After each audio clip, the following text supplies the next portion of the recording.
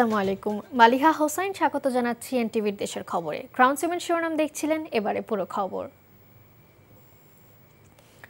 কিছু কিছু বিষয়ে ছাড় দিয়ে ঐক্যমত্যে পৌঁছাতে রাজনৈতিক দলগুলোর প্রতি আহ্বান জানিয়েছেন জাতীয় ঐক্যমত্য কমিশনের সহসভাপতি অধ্যাপক ডক্টর আলী রিয়াজ। রাজধানীর ফরেন সার্ভিস একাডেমিতে জাতীয় ঐক্যমত্য কমিশনের দ্বিতীয় ধাপের পঞ্চম দিনের সংলাপে একথা বলেন তিনি। আজকের বৈঠকের প্রথম সেশনে আলোচনা হয় প্রধানমন্ত্রীর মেয়াদ নিয়ে। এক ব্যক্তি কতবার প্রধানমন্ত্রী হবেন, তার মেয়াদকাল কতদিন হবে, এই বিতর্কের অবসান করতে বিএনপির পক্ষ থেকে নতুন প্রস্তাব আসে। বলা হয়, একজন কত বছর প্রধানমন্ত্রী থাকতে পারবেন সেটি নির্ধারণ করে দেয়া যেতে পারে। সালাউদ্দিন আহমেদের এই প্রস্তাবে প্রায় সব দলই একমত পোষণ করে। বেশিরভাগ দল মত দেয় একজন ব্যক্তি প্রধানমন্ত্রী থাকতে পারবেন 10 বছর, সেটি যে কয় মেয়াদেই হোক। তবে সালাউদ্দিন বলেন, দলীয় সর্বোচ্চ ফোরামে আলোচনার পর অবস্থান জানাবে বিএনপি। তিনি বলেন, প্রধানমন্ত্রীর ক্ষমতা সীমিত করা হলে এনসিসি রাখা যাবে না, আর উচ্চ কক্ষের সদস্যদের ভোট দেওয়ার এখতিয়ার রাখা যাবে না। আগামী 2 দিন ঐক্যমত্য কমিশনের কোনো বৈঠক নেই। কতবার হবেন, কত মেয়াদে হবেন, এই সিদ্ধান্ত নিতে না পারি, তাহলে এটা আলোচনা করে লাভ নাই। বেস্ট সলিউশন হচ্ছে লাইফ টাইমে একজন ব্যক্তি কত বছর প্রধানমন্ত্রীর দায়িত্ব পালন করতে পারবেন, সেটা একাধিক্রমে হোক বা পরপর হোক বা অন্য যে কোনো বারেই হোক, অন্য যে কোনো পদ্ধতিতেই হোক। তিনটি দল ছাড়া সকলেই এই প্রশ্নে আমরা এক জায়গায় আসছি যে জীবনে in the whole life time যে কোনো ব্যক্তি 10 বছর ম্যাক্সিমাম প্রাইম মিনিস্টার হিসাবে দায়িত্ব পালন করতে পারবেন, এটা যতবারই হোক। আমাদের 5 ইয়ার্স টার্ম ন্যাচারাল ওয়েতে এটা 2 বার হয়, সুতরাং 2 বারের বেশি পরিপূর্ণ টার্মস যদি পূরণ করেন তাহলে কেউ প্রধানমন্ত্রী হতে পারবেন না। দুনিয়ার বহু দেশে নজির আছে এবং বাংলাদেশের জন্য এটা আমরা অত্যন্ত জরুরি মনে করি। কোন জায়গায় আমরা একমত হতে পারি, কোন জায়গায় আমরা কতদূর পর্যন্ত যেতে পারি, একটু ছাড় দেওয়ার জায়গাটাতে আসুন। তারা আসছেন, কিন্তু আরেকটু আগালে আমরা যত দ্রুত জুলাই সনদ করা সম্ভব করেছি, জুলাই করব, করার মধ্য দিয়ে যেন আমরা এই পর্বের এই অংশের জায়গাটাতে শেষ করতে পারি। আগামী জাতীয় নির্বাচন পুলিশ বাহিনীর কলঙ্ক মোছার নির্বাচন হবে বলে মন্তব্য করেছেন অতিরিক্ত আইজিপি আবু নাসের মোহাম্মদ খালেদ। সকালে টাঙ্গাইলের মহেরা পুলিশ ট্রেনিং সেন্টারের প্যারেড মাঠে 55তম টিআরসির সমাপনী কুচকাওয়াজ অনুষ্ঠানে তিনি এসব কথা বলেন। আবু নাসের মোহাম্মদ খালেদ বলেন, পুলিশ নিয়ে সাধারণ মানুষের যে ভুল ধারণাগুলো রয়েছে, ভালো কাজের মাধ্যমে সেই সব পরিবর্তন করতে হবে। বাহিনীর স্বচ্ছতা ও জবাবদিহিতা নিশ্চিতে কার্যক্রম চলমান রয়েছে বলে জানান তিনি।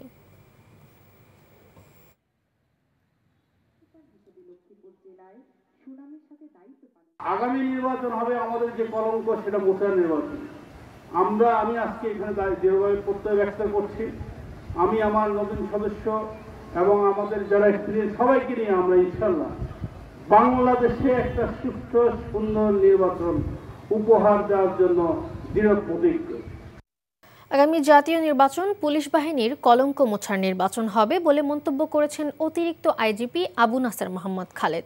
সকালে টাঙ্গাইলের মহেরা পুলিশ ট্রেনিং সেন্টারের প্যারেড মাঠে 55তম টিআরসির সমাপনী কুচকাওয়াজ অনুষ্ঠানে তিনি এসব কথা বলেন।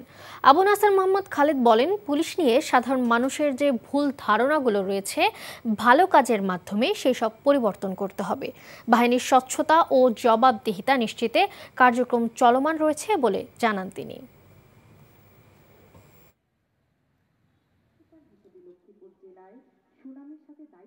আগামী নির্বাচন হবে আমাদের যে কলঙ্ক, সেটা মোছার নির্বাচন। আমি আজকে এখানে দৃঢ়ভাবে প্রত্যয় ব্যক্ত করছি, আমি আমার নতুন সদস্য এবং আমাদের যারা এক্সপিরিয়েন্স সবাইকে নিয়ে আমরা ইনশাল্লাহ বাংলাদেশে একটা সুস্থ সুন্দর নির্বাচন উপহার দেওয়ার জন্য দৃঢ় প্রতিজ্ঞ। 18তম শিক্ষক নিবন্ধনের মৌখিক পরীক্ষায় অংশ নেওয়া সব প্রার্থীকে উত্তীর্ণ দেখানোর দাবিতে রাজধানীতে আন্দোলন করেছেন চাকরি প্রত্যাশীরা। তবে সড়ক বন্ধ করে আন্দোলন করায় জলকামান ও সাউন্ড গ্রেনেড ছুড়ে তাদেরকে ছত্রভঙ্গ করে দেয় পুলিশ। চাকরি প্রত্যাশীদের মধ্যে এ সময় আহত হন প্রায় 20 জন।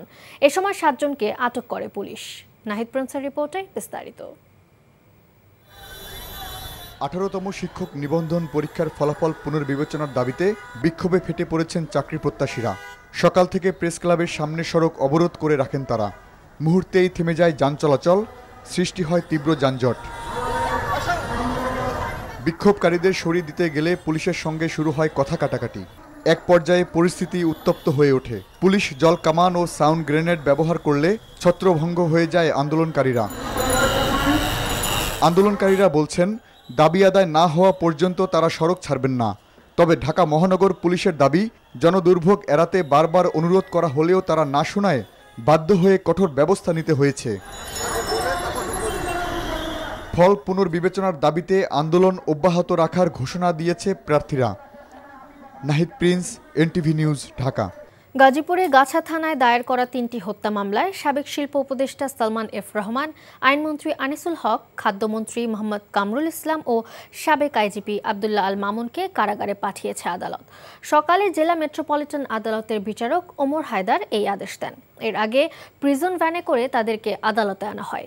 বৈষম্য বিরোধী ছাত্র জনতার অভ্যুত্থানের সময় গাছা এলাকায় 6 জন নিহত হন। এ ঘটনায় আলাদা 3টি হত্যা মামলা দায়ের করা হয়। এসব মামলায় সাবেক আইনমন্ত্রী আনিসুল হক, সাবেক খাদ্যমন্ত্রী মোহাম্মদ কামরুল ইসলাম, সাবেক শিল্প উপদেষ্টা সালমান এফ রহমান ও সাবেক আইজিপি চৌধুরী আব্দুল্লাহ আল মামুনের নাম থাকায় তাদের কড়া নিরাপত্তায় আদালতে হাজির করা হয়। তাদেরকে এই মামলায় গ্রেফতার দেখিয়ে ফের কারাগারে পাঠিয়ে দেয় আদালত। বগুড়া ম্যাজিস্ট্রেট কোর্ট চত্বরে শীর্ষ সন্ত্রাসী সাবেক যুবলীগ নেতা মতিন সরকারের উপর হামলা করেছে বিক্ষুব্ধ জনতা। দুপুরে ডিবি কার্যালয় থেকে কোর্টে নেওয়া হলে সেখানে বিক্ষুব্ধ জনতা তার উপর হামলা চালায়। বিগত আওয়ামী লীগের ছত্রছায়ায় সে নানা অপকর্মে জড়িয়ে পড়ে। তার বিরুদ্ধে মাদক, হত্যা, চাঁদাবাজি সহ নানা মামলা রয়েছে। গত 21শে জুন ঢাকা থেকে তাকে গ্রেফতার করা হয়।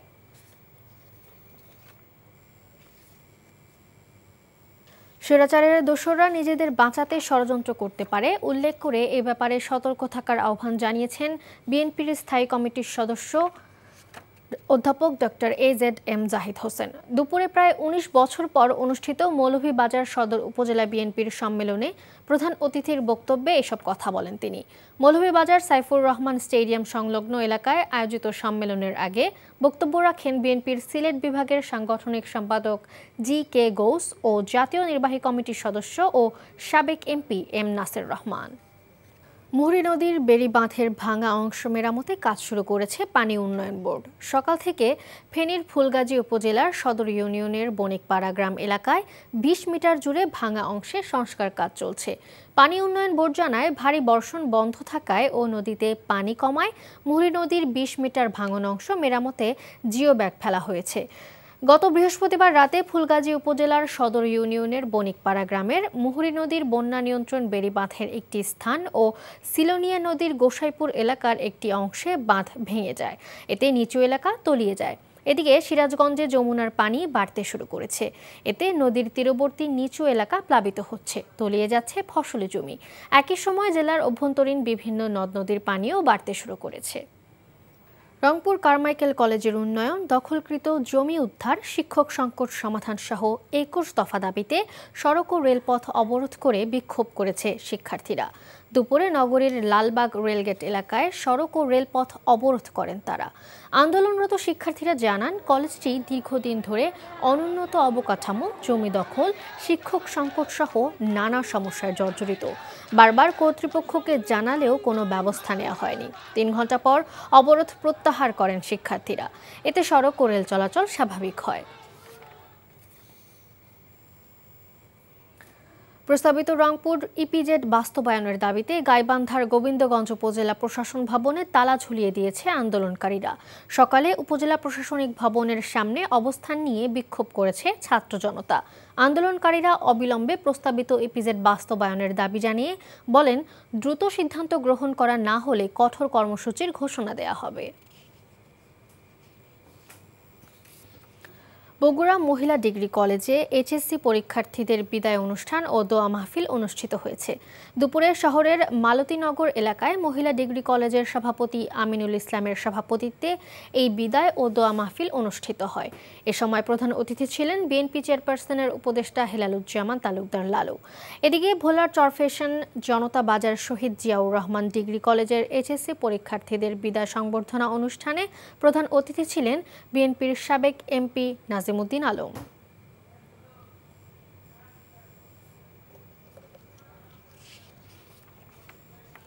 রাজশাহীতে আন্তর্জাতিক যোগ দিবস পালন করা হয়েছে। আন্তর্জাতিক যোগ দিবসটি বিভাগীয় মহিলা ক্রীড়া কমপ্লেক্স ভারতীয় হাইকমিশনের অধীনে আয়োজন করা হয়। অনুষ্ঠানে প্রধান অতিথি হিসেবে ছিলেন রাজশাহী রেঞ্জ পুলিশের ডিআইজি মোহাম্মদ শাহজাহান। উপস্থিত বক্তারা বলেন, প্রতিটি মানুষকেই স্বাস্থ্য সুরক্ষার জন্য যোগ ব্যায়াম করা উচিত।